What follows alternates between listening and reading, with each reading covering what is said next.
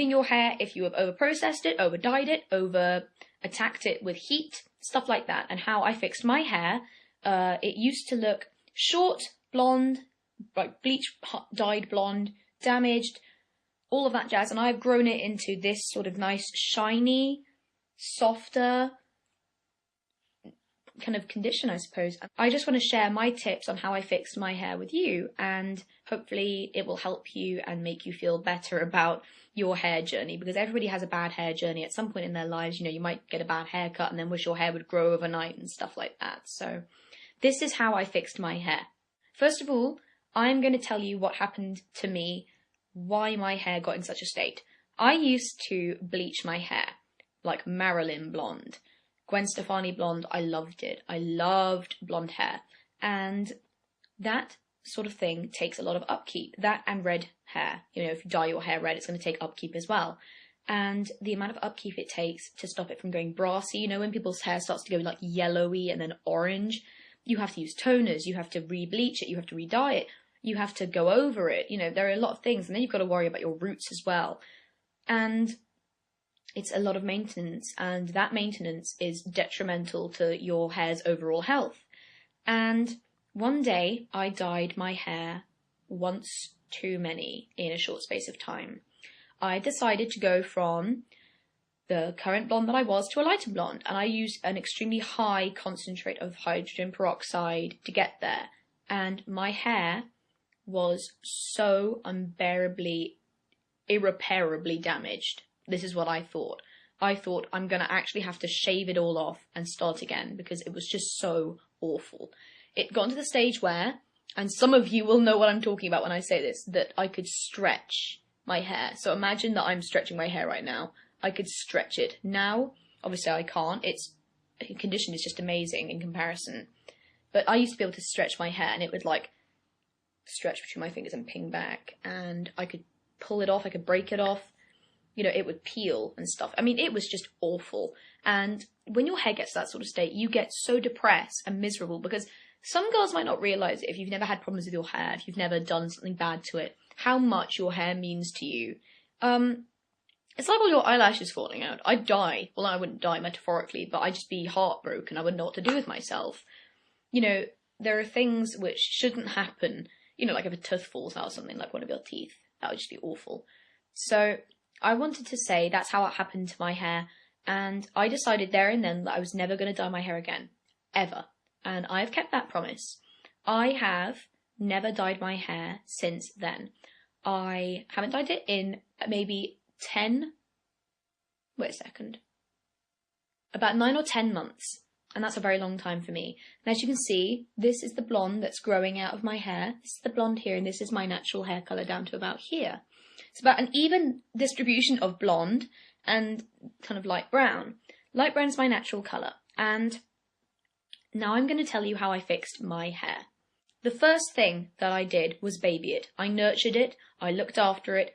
I literally fed it. You know, I wanted to make sure that this never happened again. And what I did was I used certain products and certain natural things to make it better. My ultimate hair regimen, as it were, is mayonnaise.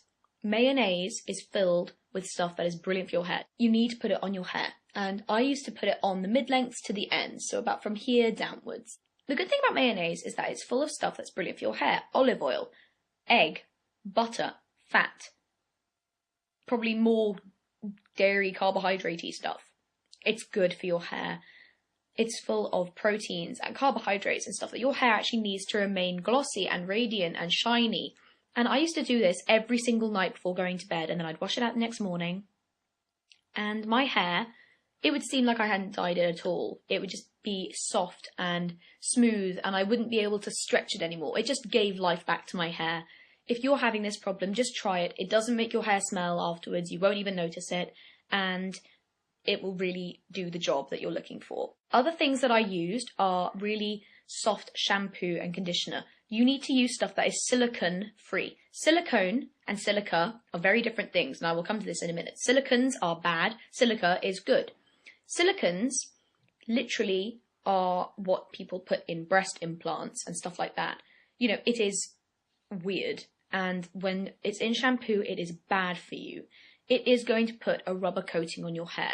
Do you all remember the L'Oreal adverts with Cheryl Cole when they were talking about how it's going to fix your hair, blah, blah, blah, blah, blah, and it does nothing of the sort. Her hair was full of extensions, blah, blah, blah, blah, blah. And she had to, like, take them out because she felt so bad about the whole thing. Bless Cheryl Cole. I love you. You're such a sweetheart. But what it's going to do is give you the appearance of having healthy hair. It's not going to give you healthy hair.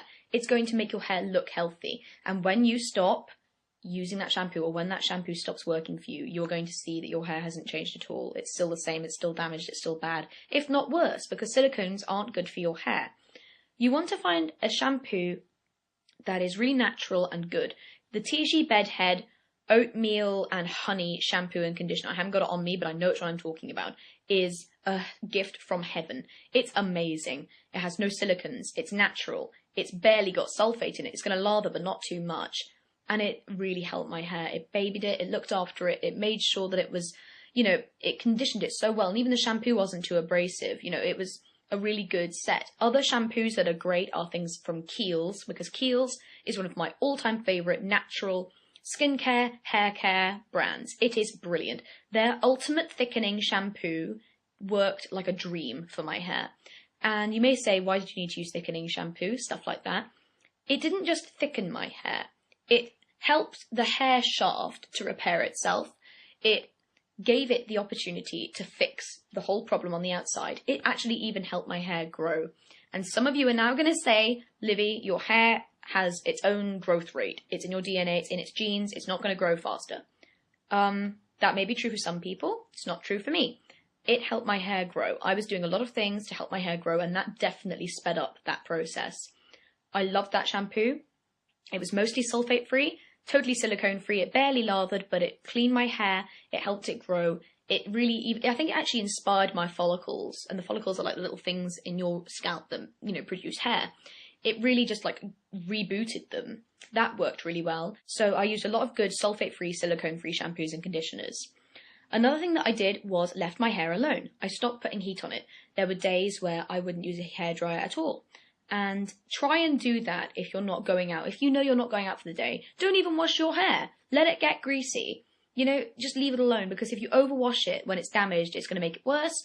If you put heat on it when it's damaged, it's going to make it worse. No number of heat protectants is going to help it. Heat protectants protect against heat. They don't, like, save you from pre-damaged.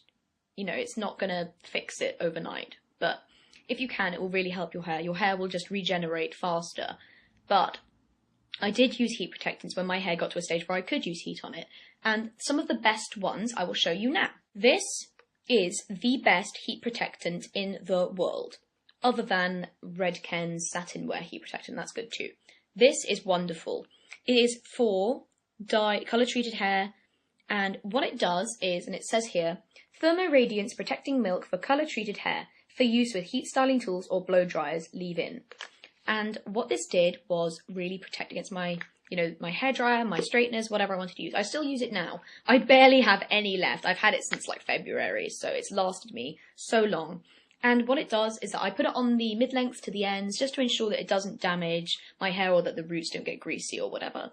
But it really protects. It stops your ends from splitting. I haven't cut my hair in about 2 months, and I actually find that I haven't needed to. You know, the ends aren't split. I can't actually pull any ends off. It's all just nice condition. So this is a lifesaver. It's really good. The Redken Satin Wear is good too, but I ran out of that a little while ago.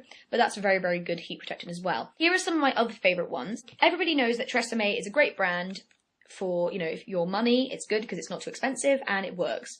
I like these two heat protectants. This is my favourite. I'm nearly out of this one. And this is their Heat Defense Smooth. It just helps protect. And it's good. And what I like is that it is affordable and it does the job. And I like the spritzer it has. It's like one of those ones you spray flowers with. I also like this one. I haven't used it as much because I've used this one more. But this is the Vitamin Enriched Iron Hold and Style Spray. And it also protects against heat damage. So if you really want to get a style in, I would use this before straightening. I would use this for the hairdryer and this before straightening. That is how I would use my heat stuff. Before I sign off, I've just remembered that I wanted to talk about hair growth. And some people are going to say, like I said earlier, your hair is not going to grow faster. It's got its own like growth rate from your DNA, from your genes. Yeah, might be true for some people, it's not true for me. I took Silica Complex, and silica is very different to silicones, like I mentioned earlier. Silica is an essential mineral. You get it from water, from cucumber, from lettuce, all those sorts of things. It is an essential mineral for your body, and it is brilliant for your hair. Take 2 of these, or one or two. I used to take 2 just to like up the dose, which is probably a bit naughty, but boohoo. And it'll make your hair grow. Made my hair grow like Billy-O. Some people will say that biotin will help your hair.